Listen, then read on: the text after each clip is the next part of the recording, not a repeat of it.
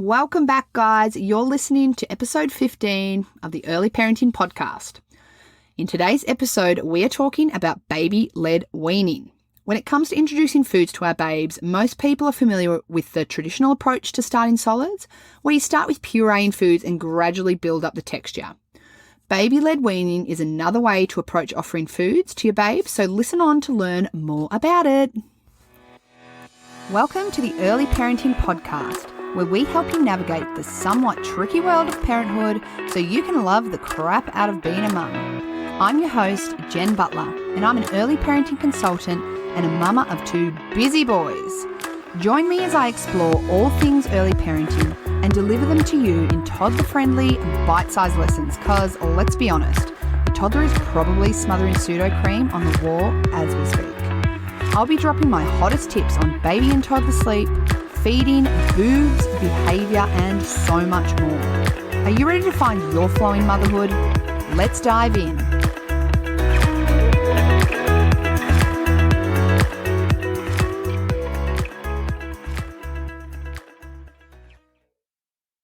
This episode is brought to you by my brand new Early Rising ebook.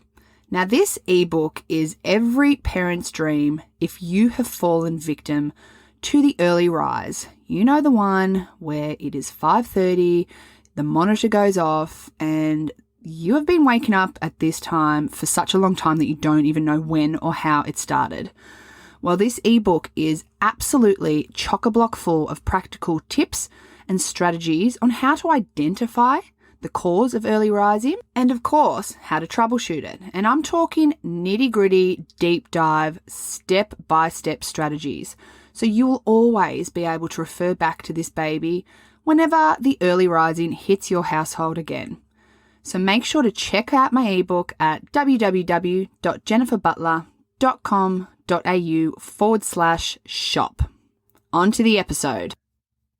Okay, so let's talk a little bit about what baby-led weaning is all about.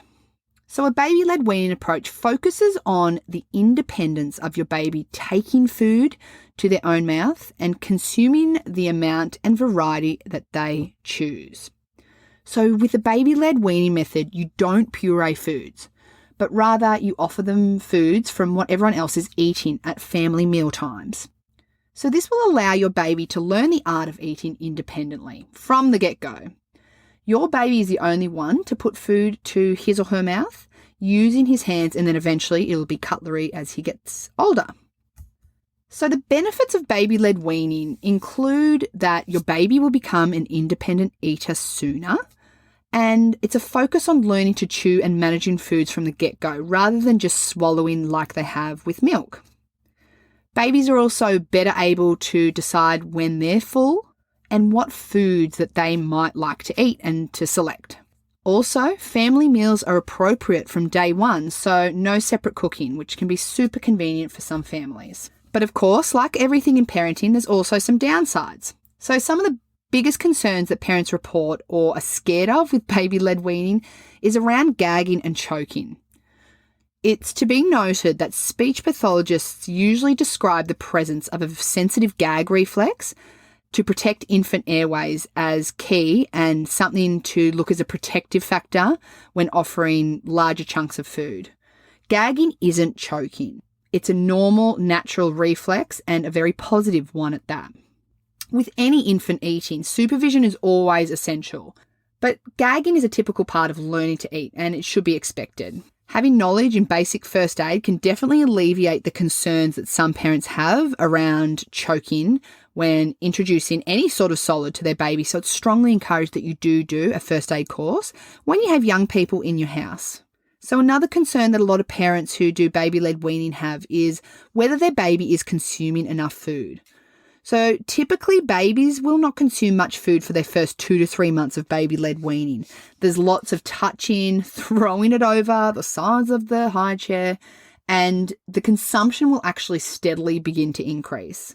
Getting in the larger volumes of food usually takes longer using a baby-led weaning method, as the focus is on learning to self-feed, bite and chew first. So this is fine as long as extra milk feeds are available as needed and there are no growth or medical concerns. Another downfall of baby-led weaning is the mess. Now, my son Ted, we did baby-led weaning without, I guess making a conscious effort that we were doing so. He also had some purees, so I guess I kind of did a bit of a hybrid, and it worked perfectly for us. He got to fill his belly on some purees, but mostly he just went to town on the finger foods from the get-go. And damn right it was messy, but at the same time, it made my life so much easier to just be able to steam up bulk finger food vegetables that also the rest of my family were eating, and to be able to offer it on the high chair and let him do his thing. Another downfall of baby-led weaning is food allergy identification, because usually with baby-led weaning, your baby's just having whatever's on your plate. And so sometimes these foods aren't offered individually like suggested. However, the current guideline for introduction of solids is to not delay any type of food. So in a sense, it's fine to move ahead with baby-led weaning and offer whatever's on your plate. The only thing is that when you don't do foods individually, you don't know what the source of the allergen is.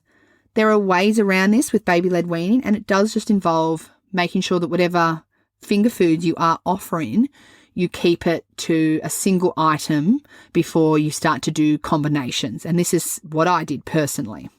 Anyway, that's a little bit of a rundown on the pros and cons of baby-led weaning. It will work wonderfully for some families, and for others, perhaps not so. You do you, mama. That is my biggest saying at the end of the day, and work with what your baby seems to enjoy the most.